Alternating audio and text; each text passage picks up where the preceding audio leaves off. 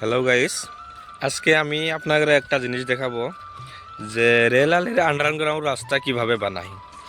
মানে আন্ডারগ্রাউন্ড রাস্তা বানানোর একটাই উদ্দেশ্য।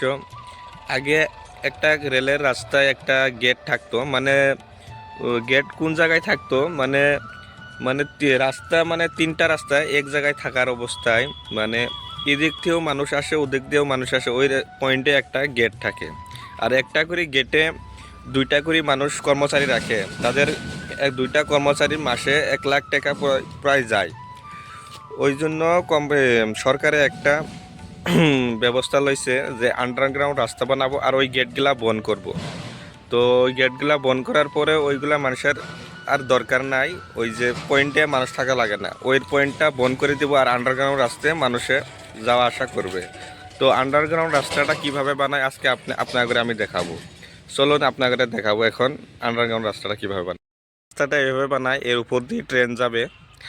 আগে এটা এক্সট্রা একটা বানায় লয়, আন্ডারগ্রাউন্ড রাস্তা অন্য জায়গায় বানায় লয়, তারপরে এদিকে বসায়া দেয়। এরকম হয় আন্ডারগ্রাউন্ড রাস্তা।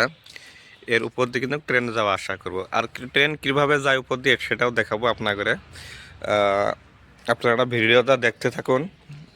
আর এটা হয়েছে আন্ডারগ্রাউন্ড রাস্তার থেকে, এটা দেখছেন, এটা হবে রাস্তা। এদিক থেকে ওদিক দিয়ে বাইরে যাবে একটা, আর এই দিক দিয়ে আসবে। এটা আমরা কাজ করতেছি, এখন পিসিসি ঢালাই হয়েছে। এর উপর দিয়ে রড রড বসানো হবে, তার উপরে আবার 500 ঢালাই হবে। আর দেখছেনই কিভাবে বানায়, এইভাবে কিন্তু এই রাস্তাটাই রুটে যাবে।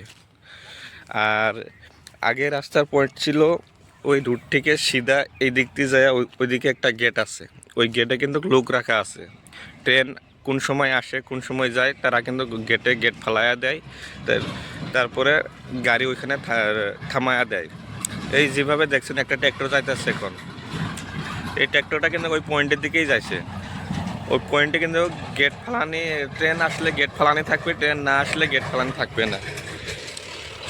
আর এগুলা আগের রাস্তা ছিল ট্রেনের, যেরকম এখন রেডিমেড একটা ব্রিজের মতো বানাইছে, ওইটা থেকে বয়াই দিছে। আগে কিন্তু তো দেখছেনই আপনারা কিভাবে। এতখানি আজকে আপনারা দেখার, আগামী আপনারা আমার ভিডিও দেখতে থাকবেন, আপনারা আরও নতুন নতুন কিছু বস্তু দেখার চেষ্টা করব।